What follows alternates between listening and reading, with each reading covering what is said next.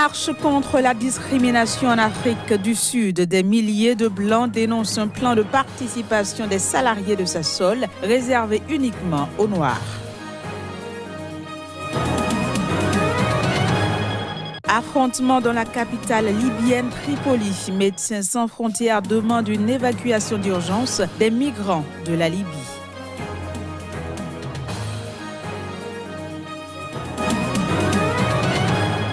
Puis le Japon a été secoué par un violent séisme de magnitude 6,6. Bilan, plusieurs morts et de nombreuses personnes portées disparues.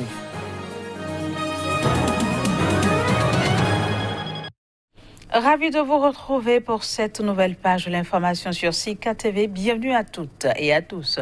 On démarre cette édition par une note de l'Afrique du Sud. Un syndicat proche de la minorité afrikaner blanche a fait descendre ses adhérents dans la rue ce jeudi. Objectif, dénoncer un nouveau plan de participation des salariés de Sasol réservé uniquement aux Noirs. Voici les images de la manifestation. C'est une nouvelle manifestation contre la discrimination raciale. Mais celle-ci a une particularité. Sur les quelques 2000 manifestants à défiler, la plupart sont blancs. Le syndicat proche de la minorité afrikaner blanche et ses adhérents sont descendus dans la rue pour dénoncer un nouveau plan de participation des salariés de Sasol réservé aux seuls noirs. Une mesure jugée inacceptable pour tous les collègues blancs de ces heureux bénéficiaires. Nous ne pouvons pas régler un mieux système d'exclusion en mettant en place un nouveau système d'exclusion. C'est un mauvais argument de dire on exclut un groupe racial en particulier simplement à cause de leur race. Ce que fait Sasol en ce moment, ça nous a pris 20 ans à nous comprendre entre collègues noirs et blancs. Et maintenant, en nous donnant des actions qu'aux noirs, on nous divise à nouveau alors qu'on avait mis 20 ans à se comprendre. Et c'est problématique. On retourne à l'apartheid. C'est juste un apartheid inversé. En Afrique du Sud, la loi impose aux entreprises locales de réserver une part de leur capital ou de leurs emplois à la majorité noire du pays, soit 80% de ses 55 millions d'habitants, afin de réparer les injustices héritées du régime raciste blanc. Dans ce cadre, le géant de la chimie a décidé l'an dernier de faire passer à 25% la part de son capital détenue par des Noirs, notamment en leur distribuant des actions gratuites. Dans le cadre de sa politique dite de transformation radicale de l'économie, le président Cyril Ramaphosa a engagé une réforme agraire visant à corriger les inégalités foncières qui suscitent l'inquiétude de la communauté blanche. Il faut dire qu'un quart de siècle après la chute de l'apartheid, l'Afrique du Sud continue d'être minée par les discriminations raciales. Le chanteur et opposant ougandais Bobi Wine a déclaré être déterminé à rentrer dans son pays, et ce malgré l'inculpation pour trahison qui pèse sur sa personne. Présentement aux États-Unis, où il soigne des blessures provoquées selon lui par des violences et tortures subies en détention provisoire, le député a appelé tous les Ougandais à lutter pour ce en quoi ils croient. On l'écoute. That I'm not presenting myself as a victim. Because I'm nobody's victim. I'm a survivor. Je ne me présente pas comme une victime parce que je ne suis la victime de personne. Je suis un survivant et je préfère représenter la résilience que d'abandonner. J'ai été brutalement torturé par des soldats du SFC, frappé, brutalisé et abusé. J'ai finalement réussi à me rendre aux États-Unis pour un traitement spécialisé parce que j'ai reçu tellement d'injections que je ne sais pas. Je vais continuer à appeler les Ougandais à lutter pour ce en quoi ils croient. Je crois que c'est la chose la plus importante à faire pour moi et je veux consacrer le reste de ma vie à y parvenir. Je sais que je pourrais aller en prison, je pourrais être pendu, je pourrais être assassiné illégalement. Par exemple, lorsque mon chauffeur a été tué par balle, il était assis au même endroit que celui où je me trouvais quelques secondes auparavant. Je sais que tout est possible en Ouganda, mais je sais aussi que notre liberté est possible. I had been sitting just a few seconds earlier, so I know everything is possible in Uganda. But I also know that getting our freedom is also possible. En Angola, l'ex-président José Eduardo dos Santos prendra ce samedi sa retraite politique. Il cédera ainsi la direction du parti au pouvoir à son successeur à la tête du pays, João Lourenço. Au reportage. À la fin d'un règne absolu entamé en 1979, l'ancien président angolais Eduardo Santos, malade, avait exprimé le souhait de quitter le pouvoir en douceur. À cet effet, il n'a pas sollicité, il y a un an, le renouvellement de son mandat de chef d'État et transmis le témoin à son ex-ministre de la Défense, João Lourenço. Prudent, il avait toutefois gardé la direction du tout-puissant mouvement populaire pour la libération de l'Angola, le MPLA, véritable siège du pouvoir. Samedi prochain, le camarade numéro 1, âgé de 76 ans, qui prend sa retraite politique définitive, va également rendre au président João Lourenço les clés du parti réuni en congrès extraordinaire. Depuis son élection, João Lourenço a multiplié les réformes, notamment du secteur pétrolier, et tenté de rassurer les investisseurs étrangers. Mais sa tâche reste immense à la tête de l'Angola. Médecins sans frontières a assuré ce vendredi que des milliers de réfugiés et migrants prisonniers dans des centres de détention à Tripoli risquent d'être victimes des combats en cours entre milices. L'ONG demande donc qu'ils soient évacués de la Libye et ce de toute urgence. Reportage.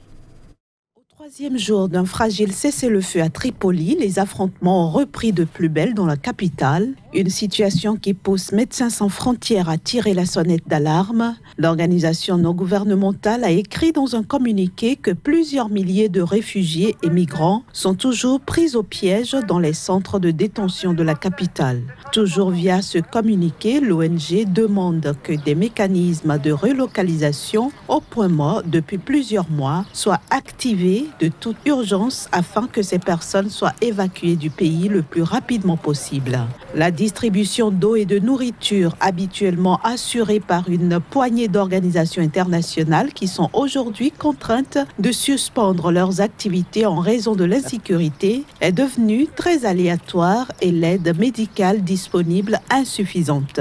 Plusieurs centres de détention de Tripoli étant situés sur les lignes de front. Dès le début des combats entre milices rivales le 26 août, Médecins sans frontières a perdu l'accès à l'un des centres de détention les plus peuplés où ses équipes se rendaient régulièrement, privant les 700 personnes confinées à l'intérieur de soins et d'assistance. Les affrontements entre milices et groupes armés divers qui se partagent le contrôle de la capitale libyenne ont fait au moins 63 morts et 159 blessés selon le ministère de la Santé du pays. Direction le Brésil, le député d'extrême droite Jair Bolsonaro, favori du premier tour de la présidentielle d'octobre prochain, a été opéré d'urgence ce jeudi. L'homme a été poignardé en pleine campagne par un ancien militant de gauche. Les détails dans cet élément. Une campagne à 3 heures de route de Rio de Janeiro que le député d'extrême droite Jair Bolsonaro, favori du premier tour de la présidentielle le mois prochain, a été agressé.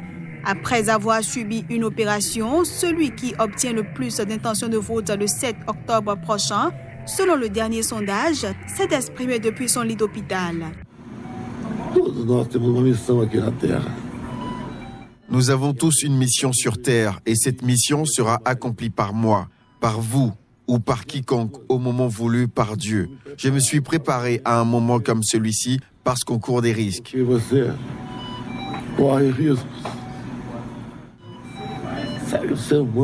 Est-ce que l'humanité est si mauvaise?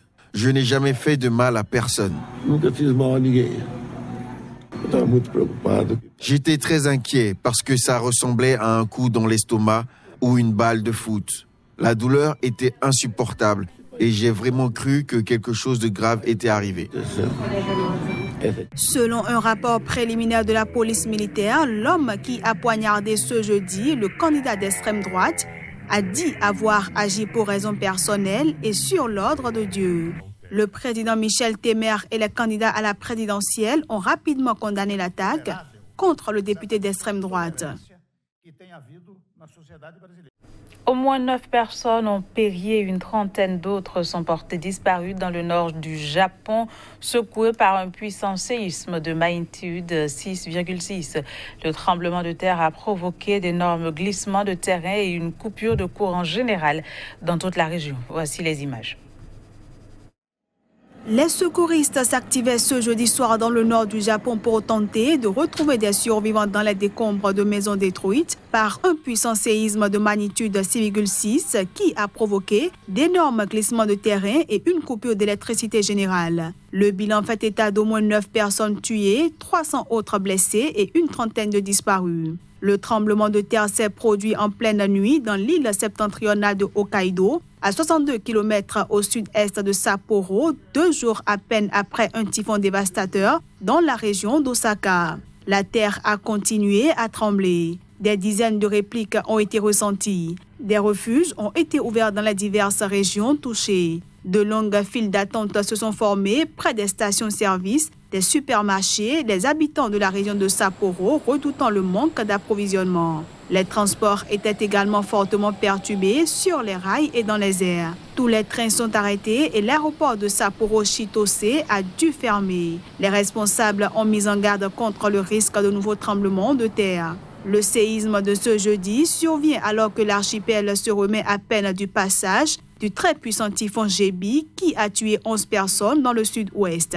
Il a laissé dans son sillage des maisons en tout ou partie détruites, des poteaux à terre, des arbres arrachés, des toitures envolées, des grues affaissées ou des véhicules accidentés.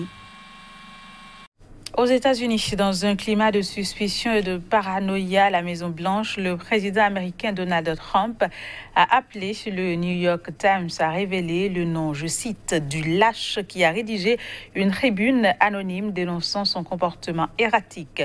C'était au cours de meeting de campagne à Billings, dans le Montana. On le suit. Le New York va faire faillite. Ils vont tous faire faillite. CNN va faire faillite. Ils y sont presque. Si vous regardez leur audience.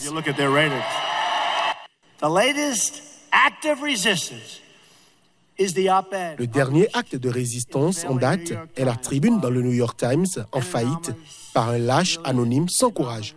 Personne ne sait qui il ou elle est, mais s'ils ont mis il avec un peu de changement pour protéger son identité, ça veut dire elle. Mais pour la sauvegarde de notre sécurité nationale, le New York Times devrait publier son nom immédiatement. Je pense que les journalistes devraient se mettre au travail et mener l'enquête sur son identité. Ça, ce serait un bon scoop. Puis des Égyptiens du Caire réagissent au conflit qui oppose le populaire joueur de football Mohamed Salah et la fédération égyptienne. La fédération a été accusée à plusieurs reprises d'avoir illégitimement exploité le visage de Salah à des fins commerciales sans son autorisation. Par exemple, sur l'avion de la sélection aux côtés du sponsor Telecoms WE, et ce alors que Salah est sous contrat avec une marque rivale Vodafone. La fédération de football agit dans son propre intérêt. Comme tout ce qu'ils font, ils ont retourné le problème à leur avantage pour se faire de l'argent. L'objectif est de faire taire Mohamed Salah, comme ils veulent étouffer tout le reste. Au lieu d'essayer de résoudre le problème, ils veulent exploiter Mohamed Salah et se faire de l'argent.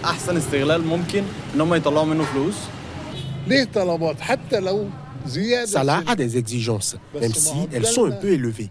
Mais de notre côté, il a créé un boom touristique que nous ne pouvions espérer. C'est déjà beaucoup que le nom de l'Égypte soit devenu connu dans le monde entier. Beaucoup de gens ne connaissaient pas l'Égypte. Salah a apporté une révolution.